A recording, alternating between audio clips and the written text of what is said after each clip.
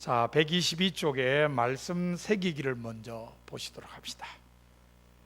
자, 첫 번째 문제가요, 우리 주 예수 그리스도의 속량의 결과는 무엇일까요? 14절에 나타나 있다고 하는데요, 예수 그리스도의 속량의 결과가 뭐라고 나와 있죠? 죄 사함을 얻는 것. 예. 자, 그런데 여러분, 이 속량이라는 단어가 우리가 별로 안 쓰는 단어죠. 평소 생활할 때는 쓰지 않습니다. 이렇게 성서에서나 만나는 단어인데 성서에서도 그렇게 자주 등장하는 단어는 아닙니다.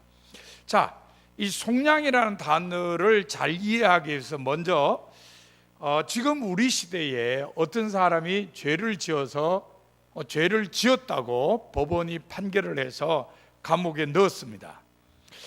이 사람이 다음 날 나왔어요. 어쩐 일로 나왔죠? 보석금을 주고. 예, 아직 재판 결과가 안 나왔으니까 재판 결과가 나올 때까지 도망가지 않겠다, 그렇게 해서 보석금을 줘요. 이건 사실 돈을 많이 내야 돼요. 돈을 많이 내야 되기 때문에 보석금을 주면은 그 사람이 일단 석방이 돼요. 그래서 자유로운 몸으로 재판을 받아요. 물론 나중에 그 사람이 유죄 판결을 받으면 다시 감옥에 가야 돼요. 그런데 그렇게 재판이 끝날 때까지 일단 자유의 몸으로 활동할 수 있도록 돈을 맡겨놓는 것을 보석금이라 그래요. 그러면은 옛날 로마 제국이 주변의 나라들을 다스릴 때는 어떻게 했느냐? 그때는요, 노예든지 아니면은 포로든지 이 사람들을 자유롭게 사는 시민으로 만들기 위해서도 돈을 가지고 왔어야 했어요. 돈을 주고 그 사람을 자유의 몸으로 만들었어요. 그때 갖다 주는 돈을 뭐라 그랬을까요? 그거를 속전이라 그랬어요. 속전. 돈전자를 쓰는 거예요. 자, 어떤 사람을 노예나 포로에서부터 해방시켜주는, 벗어나게 해주는 돈이다 그래서 속전이라 그랬어요. 근데 흔치는 않지만 때로는 죄수들에게도 이 돈을 주고 죄수를 자유의 몸이 되게 했다는 거예요. 그러니까 요즘 말로 하면 뭘 내는 거예요? 벌금 내는 거죠. 벌금. 예, 벌금 내는 거하고 마찬가지로 이거는 이제 보석금을 주고 뺐다가 나중에 재판받고, 이게 아니고 이 사람 죄는 지었는데 돈을 이렇게 가져와 가지고 이 돈 줄 테니까 석방시켜 주셔. 그건 오늘날로 말하면은 벌금을 내는 거예요. 그러니까 벌금을 물고 그 사람을 자유롭게 해주는 겁니다. 이거 다 속전이라 그랬어요.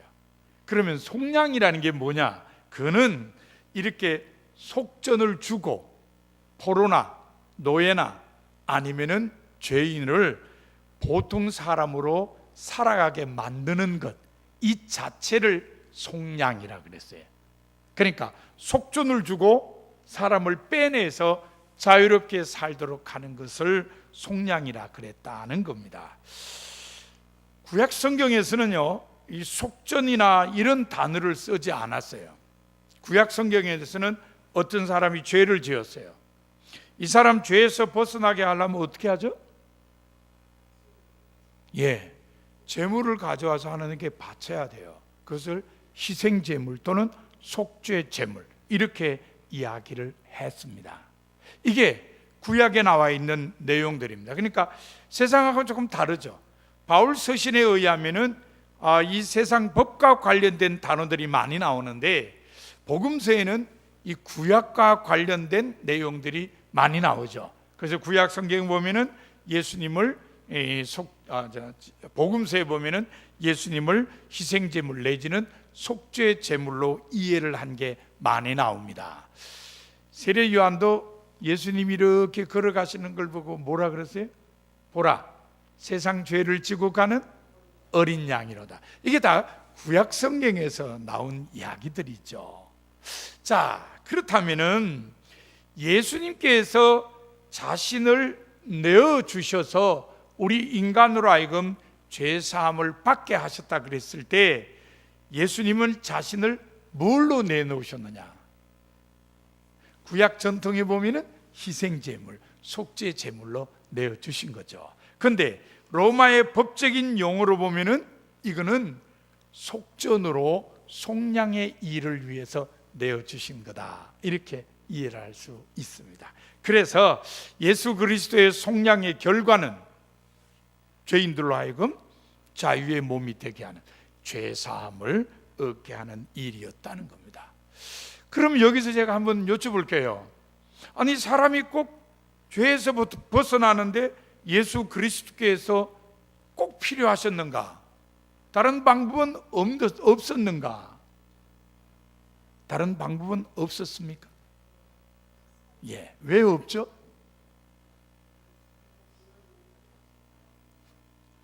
구약 시대에 희생 제물, 속죄 제물은 뭐가 없어야죠? 흠이 없어야 됩니다. 흠이 없어야 돼요. 흠이 있으면 안 됩니다. 자, 그렇다면은 인간을 죄에서 벗어나기 위해서는 흠 없는 제물이 필요하죠. 그래서 예수 그리스도께서 꼭 필요하셨던 겁니다. 왜? 예수 그리스도는 흠이 없으니까, 죄가 없는 분이니까. 죄가 없는 분이 필요했기 때문에 하나님께서 예수 그리스도를 보내셨다. 예수 그리스도께서 흠 없고 죄 없는 분이라는 건요, 신약 성경에서 다양한 표현으로 나타나는데 그 중에 여러분들이 제일 잘 아는 표현이 동정녀 탄생이에요. 동정녀 탄생은 뭘 빌리지 않아요? 이 남성과 여성의 어떤 육체적인 관계를 필요로 하지 않아요. 그런데 세상 사람들은 그런 것들을 이 죄와 연결을 시켜요. 그 당시만 해도 사람들이 뭐 육체적인 관계를 맺어서 애 낳고 이러면 그냥 이게 세상 죄에 물드는 걸로 생각했어요. 그래서 예수님은 그런 육체적인 관계가 아니라 성령으로 잉태하셨다. 그래서 우리가 동정녀 탄생이라 그랬죠. 그래서 이 동정녀 탄생이라는 말의 의미가 죄 없음, 이겁니다. 죄 없으신 분이라는 거예요.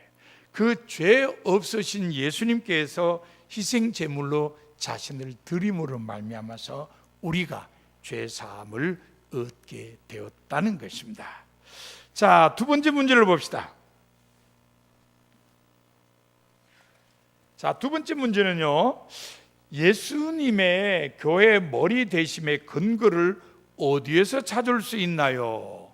예, 우리는 교회가 예수 그리스도의 몸이라 그러죠. 예수 그리스도는 교회의 머리라 그럽니다. 그 근거가 뭐냐? 17절에 나와 있다 그러는데요, 근거가 뭐죠? 네, 만물보다 먼저 계시고 만물이 그 안에 함께 섰기 때문이다. 뭐 앞에 말만 해도 될 거예요. 만물보다 먼저 계셨다. 이거 중요하죠. 그런데 요 지금 17절에만 만물과 예수님의 관계가 있는 게 아니라 15절 뒷부분에 보세요. 뒷부분에 보시면 모든 피조물보다 먼저 나시니다. 예수님이 어떤 분이냐? 모든 피조물보다 먼저 나셨다. 그리고 16절에 보세요. 만물이 그에게서 창조되되 하늘과 땅에서 보이는 것들과 보이지 않는 것들과 혹은 왕권들이나 주권들이나 통치자들이나 권세들이나 만물이 다 그로 말미암았고 그를 위하여 창조되었다. 여러분, 어디서 조금 들은 말 같지 않습니까? 어디서 들었죠? 창세기예요. 요한복음 1장에 이 비슷한 말씀이 나옵니다. 요한복음 1장 1절에서 3절에 이렇게 기록되어 있어요. 태초에 말씀이 계시니라. 이 말씀이 하나님과 함께 계셨으니 이 말씀은 곧 하나님이시라. 그가 태초에 하나님과 함께 계셨고 만물이 그로 말미암아 지은 바 되었으니 지은 것이 하나도 그가 없이는 된 것이 없느니라. 그러니까 우리가 가지고 있는 신약 성경에는 예수님에 대한 신앙 고백 중에 하나가 예수님은 만물보다 먼저 계셨고 만물이 창조될 때 중보의 역할을 했다. 하나님과 함께 창조하셨다. 그런 이야기죠.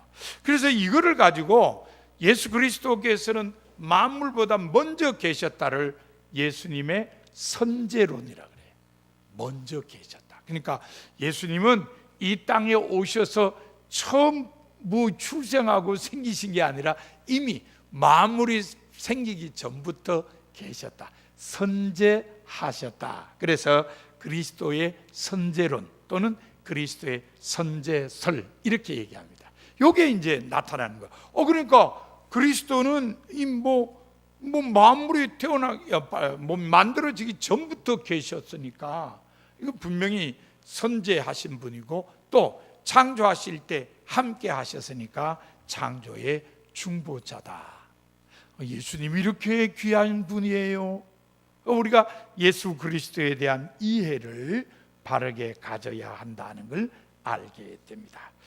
세 번째 문제 봅시다. 하나님은 만물을 어떻게 화목하게 하셨나요? 십자가의 피로 화목하게 하셨다. 그러면 제가 다시 여쭤볼게요. 화목이 왜 필요했어요? 왜? 하나님과 인간이 완전히 그냥 갈라졌어요. 이거를 관계의 단절이라 그러죠.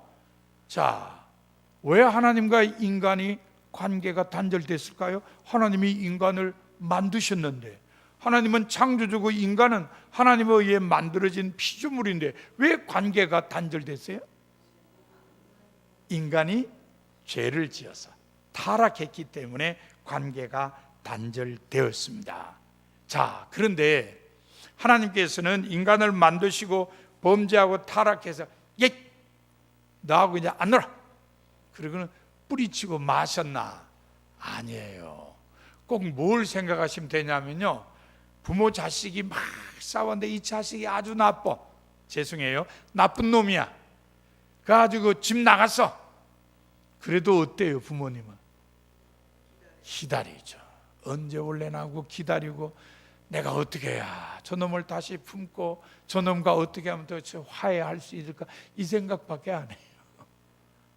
근데 하나님도 그래요. 뭘 보고 알 수 있어요? 누가복음 15장의 탕자의 비유 보면 알아요.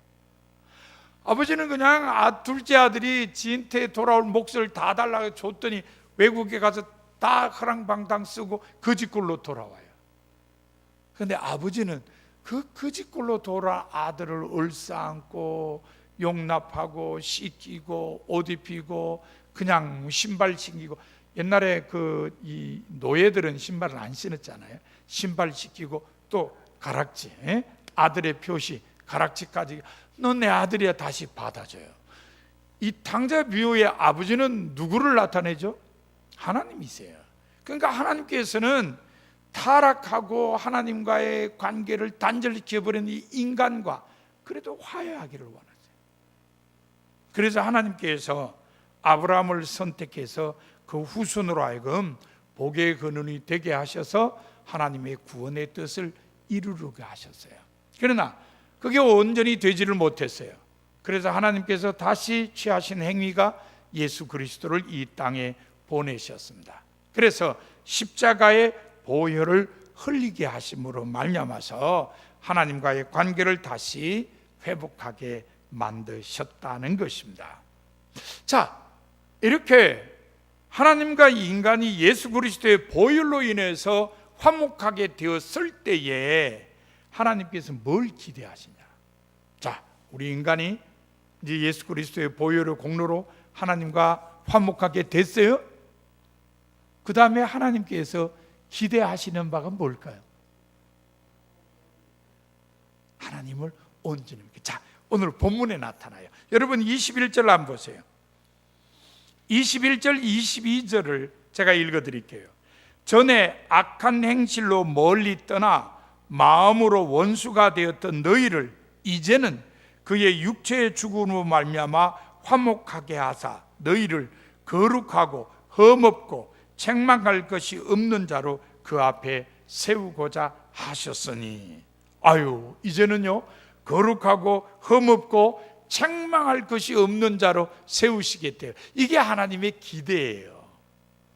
전에는 죄 가운데 빠져 살았다 하더라도 이제 예수 그리스도의 보혈로 하나님 앞에 화목하게 됐으니 이제는 너희가 거룩하고 흠없고 책망할 것이 없는 자로 하나님 앞에 설 수 있어야 한다는 겁니다.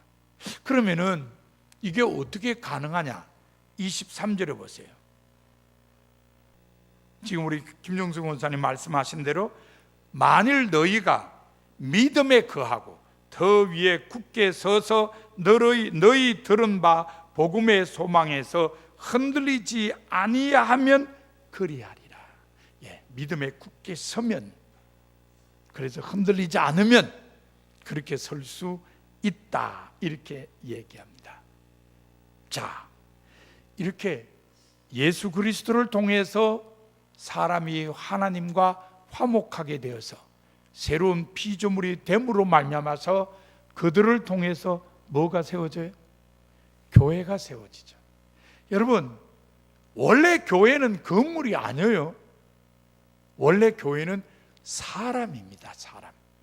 사람의 모임이 교회예요. 그러니까 그리스도의 보혈을 통해서 하나님과 화목하게 된 사람이 바로 교회예요.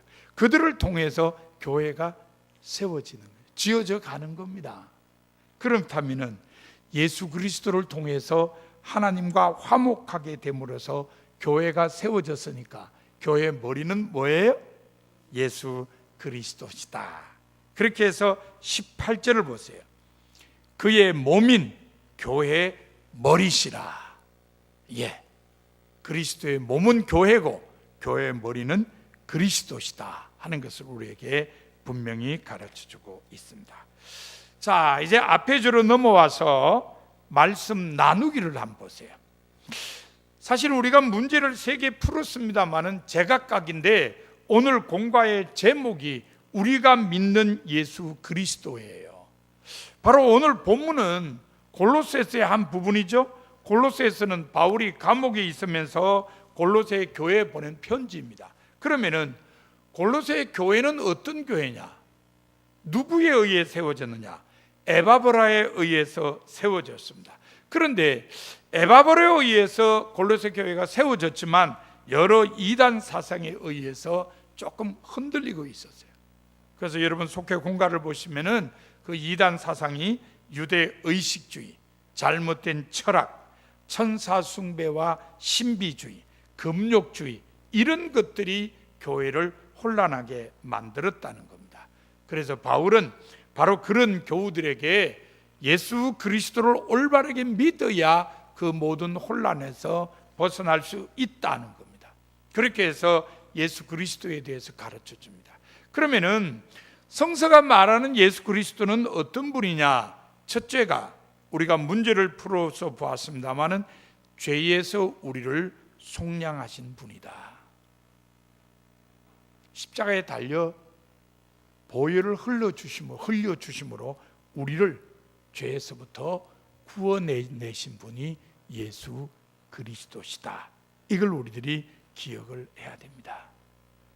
죄 없으신 예수님께서 십자가에 달려서 속죄 제물로 피 흘리심으로 말미암아서 우리가 죄 용서함을 받고 하나님 앞에 나아갈 수 있게 되었다. 따라서 우리를 죄에서부터 구원해 주신 예수 그리스도에 대해서 감사하는 마음을 가져야 합니다. 자, 두 번째, 예수 그리스도는 어떤 분이냐?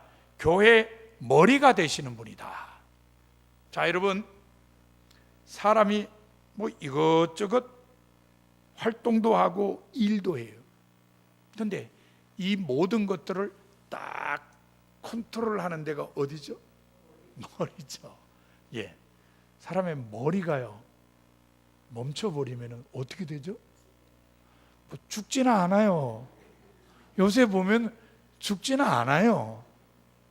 왜냐하면 요양병원에서 열심히 살려줘요. 참, 이게 앞으로 현대인들의 딜레마예요. 그죠? 옛날 같으면은 이제 생이 끝났다 그러는데 요새는 끝난 게 아니에요. 끝나야 끝나. 정말 정말 저 야구선수 베라의 말대로 끝나야 끝난 거예요. 그냥 생이 아무 의식이 없어도 영양분을 공급해 주어서 생명을 이어가게 만들어요. 그런 분들의 공통점이 더 이상 머리가 작동을 안 한다는 거죠. 마찬가지예요. 교회라는 공동체도 머리가 작동을 해야 돼. 바꿔 얘기하면 예수 그리스도에 의해서 움직여져야 돼요. 그런데 가끔 이 세상에는 사람들에 의해서 교회가 움직이는 경우가 있어요. 미안합니다만은 세상 일간지에서도 한 번은 어떤 만화 한 컷이 만 평이 실렸냐면요, 예수님께서 한 교회에 예배 드리러 가셨어요. 근데 예배를 드리다 보니까 이상한 거야. 그래가지고 예수님이 일어나서 의자의 중간에서 일어나서 나가려고 옆에 사람한테 죄송합니다, 교회인 줄 알고 봤더니 교회가 아닌가 봐요.